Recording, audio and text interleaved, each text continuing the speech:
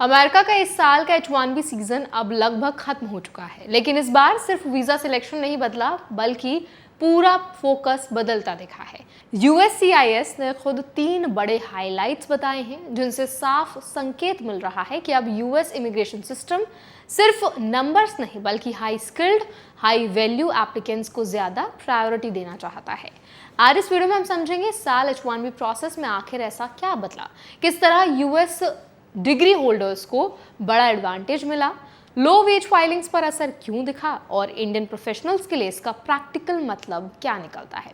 साथ ही हम समझेंगे रूल्स टेक्निकली क्या कहते हैं, एप्लीकेंट्स को किन चीज़ों से ज़्यादा केयरफुल रहना है और आने वाले समय में H1B प्रोसेस किस डायरेक्शन में जा सकता है। तो चलिए फिर जल्दी से वीडियो को शुरू करते हैं। हाय, मेरा नाम है वर्षा दुबे और आप मुझे देख रहे हैं NPT टेक एड पर। USCIS के मुताबिक इस साल सिलेक्टेड एप्लीकेंट्स में लगभग 71.5% लोगों के पास US मास्टर्स डिग्री या उससे ऊपर की क्वालिफिकेशन थी। पिछले साल ये आंकड़ा करीब 57% था, यानी अब साफ दिख रहा है कि US authorities advanced degree holders को ज़्यादा प्रेफरेंस दे रहे हैं। इसका सीधा मतलब ये नहीं है कि बाकी लोग अप्लाई नहीं कर सकते, लेकिन प्रैक्टिकल लेवल पर कंपटीशन अब ज़्यादा स्पेशलाइज्ड और क्वालिफिकेशन फोकस्ड होता जा रहा है। खासकर इंडियन स्टूडेंट्स जो US यूनिवर्सिटीज से ग्रेजुएशन या मास्टर्स कर रहे हैं, उनके लिए ये एक इम्पॉर्टेंट सिग्नल है कि American education pathway future H1B selection में ज़्यादा वेट कैरी कर सकता है। दूसरा बड़ा बदलाव वेज कैटेगरीज में देखने को मिला है। USCIS डेटा के मुताबिक लोएस्ट वेज कैटेगरी वाले एप्लीकेशंस में गिरावट दर्ज हुई है। इसका मतलब ये है कि अब सिस्टम लो सैलरी या एंट्री लेवल फाइलिंग्स को पहले जैसा सपोर्ट नहीं दे रहा। US एडमिनिस्ट्रेशन लगातार ये दिखाना चाहती है कि H1B प्रोग्राम का इस्तेमाल सिर्फ जेन्युइनली स्किल्ड और हायर पेड वर्कफोर्स के लिए हो। यही वजह है कि अब कंपनीज भी ज़्यादा केयरफुली फाइलिंग कर रही हैं। पहले मास रजिस्ट्रेशंस और मल्टीपल फाइलिंग्स को लेकर काफ़ी सवाल उठते थे, लेकिन अब USCIS स्क्रूटनी बढ़ चुकी है। पिछले कुछ समय में बेनिफिशियरी सेंट्रिक सिलेक्शन मॉडल भी लागू किया गया ताकि एक ही व्यक्ति के लिए मल्टीपल एंट्रीज डालकर अनफेयर एडवांटेज ना लिया जा सके। इंडियन प्रोफेशनल्स के लिए यहाँ सबसे ज़रूरी बात ये समझना है कि अब सिर्फ सिलेक्शन होना काफ़ी नहीं रहेगा। Job role, salary level, educational background और एम्प्लॉयर कंप्लायंस, ये सभी चीज़ें ज़्यादा इंपॉर्टेंट हो चुकी हैं।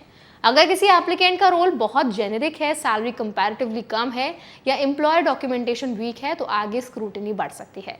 इसीलिए एप्लीकेंट्स को अब अपने paper work, offer details, job descriptions और क्वालिफिकेशन अलाइनमेंट पर एक्स्ट्रा ध्यान देना होगा। US इमिग्रेशन सिस्टम टेक्निकली अभी भी 85,000 एनुअल कैप स्ट्रक्चर पर चलता है, जिसमें 65,000 रेगुलर कैप और 20,000 US एडवांस्ड डिग्री एग्जम्पशन शामिल है।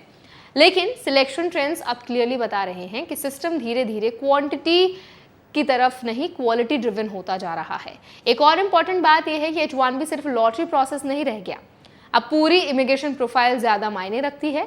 इसी वजह से कई इमिग्रेशन एक्सपर्ट्स एप्लीकेंट्स को सलाह दे रहे हैं कि स्पेशलाइज्ड स्किल्स, नीश डोमेन एक्सपर्टीज और हायर कॉम्पनसेशन प्रोफाइल्स पर फोकस बढ़ाना ज़रूरी होगा। इंडियन IT सेक्टर पर भी इसका असर दिख रहा है। पिछले कुछ सालों में H1B फाइलिंग्स और अप्रूवल्स में बदलाव आया है और कई कंपनीज अब US रिलोकेशन की जगह इंडिया बेस्ड हायरिंग मॉडल पर भी शिफ्ट कर रही हैं। इसका कारण visa uncertainty, higher compliance pressure और प्रोसेसिंग स्क्रूटिनी को माना जा रहा है।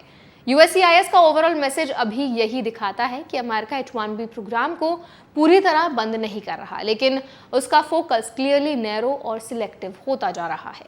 इंडियन एप्लीकेंट्स के लिए सबसे प्रैक्टिकल सीख यही है कि सिर्फ वीज़ा फाइलिंग पर डिपेंड रहने के बजाय प्रोफाइल बिल्डिंग पर काम करना अब ज़्यादा ज़रूरी हो चुका है। सही documentation, salary compliance, genuine role alignment और क्लीन इमिग्रेशन हिस्ट्री अब पहले से ज़्यादा इंपॉर्टेंट हो चुकी है। और सबसे बड़ा बदलाव शायद यही है कि अब H1B प्रोसेस सिर्फ लक बेस्ड लॉटरी नहीं माना जा रहा, बल्कि धीरे धीरे एक फिल्टर्ड स्किल्ड इमिग्रेशन सिस्टम में बदलता दिख रहा है। तो आई होप ये वीडियो आपके लिए हेल्पफुल रहा होगा। अगर ये वीडियो आपको पसंद आया तो उसको लाइक करें, शेयर करें। ऐसे वीडियोस के लिए, अपडेट्स के लिए हमारे चैनल NPT टेक एड को भी जरूर सब्सक्राइब करें।